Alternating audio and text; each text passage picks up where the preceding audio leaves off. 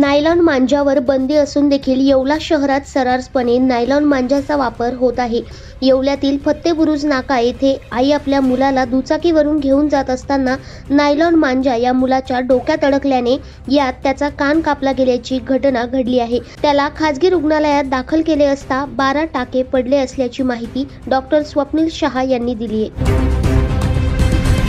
येवल्यातल्या एक तलाठी मॅडम आपल्या सार्थक नावाच्या पहिलीत स्कूलला जाणाऱ्या मुलाला घेऊन फत्तेबुरुज नाक्यावरून जात असताना एक मांजा त्यांच्या डोक्यात अटकला आणि तो मांजा काढत असताना मुलाच्या कानाच्या मागे जाऊन अटकला आणि जोरात खेचला गेल्यामुळे त्या मुलाचा कान फाटला आहे।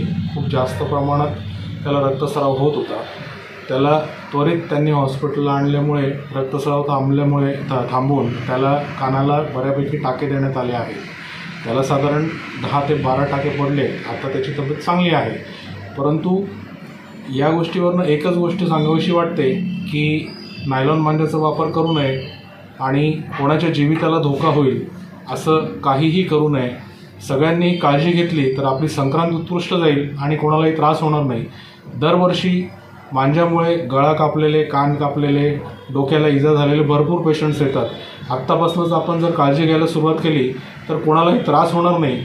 तर याप्रमाणे सर्वांनी काळजी घ्यावी हीच एक विनंती मी या माध्यमातून करेन। दैनिक भ्रमरसाठी प्रतिनिधी दीपक सोनवणे, येवला।